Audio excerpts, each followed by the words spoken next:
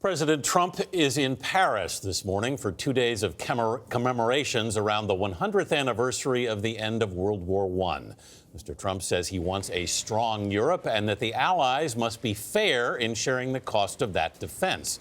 French President Emmanuel Macron agreed, but there is controversy. Weijia Jiang is traveling with the president. Weijia, good morning. Good morning, Anthony. That conversation will continue throughout the weekend, but right now, President Trump and the First Lady are having a social luncheon with their French counterparts. They just announced, though, they will not be visiting an American cemetery as planned due to this rainy and windy weather. Meanwhile, the president is dealing with a domestic controversy brewing over the new leader of the Department of Justice, even though Mr. Trump is thousands of miles away here in Paris. Today and tomorrow are going to be very important, and we'll be discussing many things, not only military and aid and NATO and others, but we'll also be discussing trade. President Trump kicked off his second official visit to France with a meeting with President Emmanuel Macron. The two outlined common interest and exchanged warm words. And we have become very good friends over the last couple of years. We have much in common in many ways. Perhaps more ways than people would understand. But the president used a different tone toward Macron minutes before landing in Paris.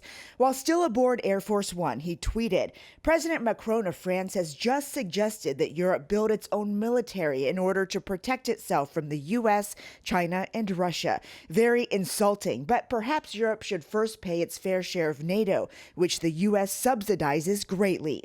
Mr. Trump has long criticized European countries for not contributing enough to NATO. They have also clashed on immigration issues. Before leaving the White House, the president issued a proclamation denying asylum to migrants who enter the U.S. illegally, which was immediately challenged in court. We're not letting them in, but they're trying to flood our country. President Trump also tried to put distance between him and the acting attorney general. Matt Whitaker worked for Jeff Sessions, and he was always extremely highly thought of, and he still is.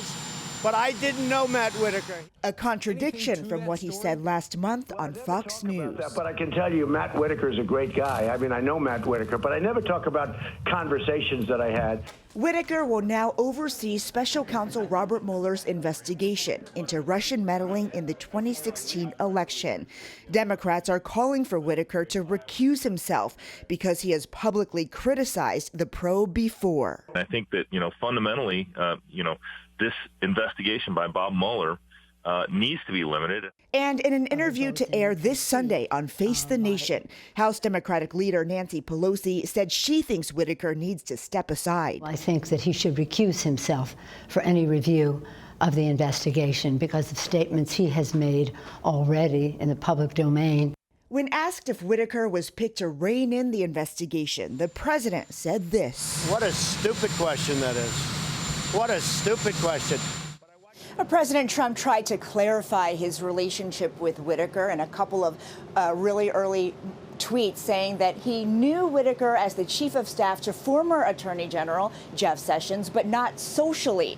And in a letter obtained by CBS News from Whitaker to the DOJ staff, he said he is committed to leading a fair department. Dana? Also, the president tweeting about the Forest Service earlier this morning. Weijia Jiang in Paris. Thank you, Weijia.